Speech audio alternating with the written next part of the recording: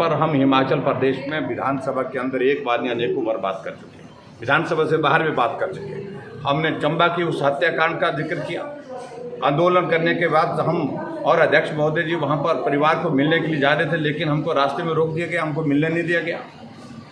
पालमपुर में एक युवती के साथ बस स्टैंड पर जो है वो दरार से हत्या करने का प्रयत्न हुआ, लहूलुहान कर दिए, कितने उसके ऊपर वार किए गए। वो पीजीआई में जिंदगी और मौत के बीच में अभी तक भी जूझ रही है।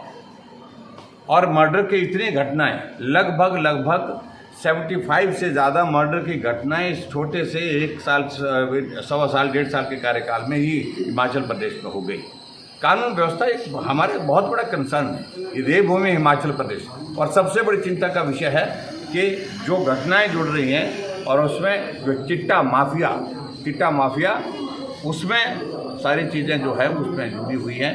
इसलिए मैं यही कहूँगा कि हमारा कंसर्न सिर्फ इतना है कि जो दोषी हैं, चाहे वो चिट्टे के व्यापारी हैं, चिट्टे का धंधा करते हैं, चाहे वो इस घटना की, फिलहाल जो घटना जो जिस तरह का रूप दिया गया है इस घटना को, उनके खिलाफ तुरंत कार्रवाई। और इसको गंभीरता से भारतीय जनता पार्टी ने तो लिया ही है, पूरे प्रदेश ने लिया है।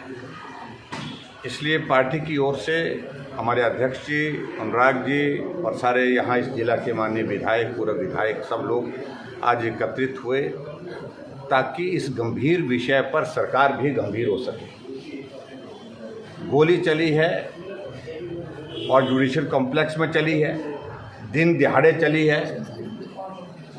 और जो गोली चलाने वालों का जो कनेक्शन जिस प्रकार से निकल रहा है, क्योंकि उसमें इन्वेस्टिगेशन की प्रोसेस अभी तक चली है, वो अभी तक जो चीज़ें उसमें से निकल करके आ रही है कि यहाँ के पूर्व विधायक के पुत्र उसमें संलिप्त है, जो कि अभी तक गायब है, एब्सकॉन्डिंग है। और उसके साथ साथ में हमारे माननीय विधायक त्रिलोक जम्वाल जी ने काफ़ी दिन पहले ही पुलिस प्रशासन को, डिस्ट्रिक्ट एडमिनिस्ट्रेशन को आगाह कर दिया था कि ऐसी सूचनाएं मिल रही है, जानकारी मिल रही है कि अज्ञात लोग इस प्रकार के हथियार लेकर के यहाँ पर किसी घटना को अंजाम दे सकते हैं। ऐसी बातें चल रही थी, लेकिन उसके बावजूद भी कोई उस पर एक्शन नहीं हुआ।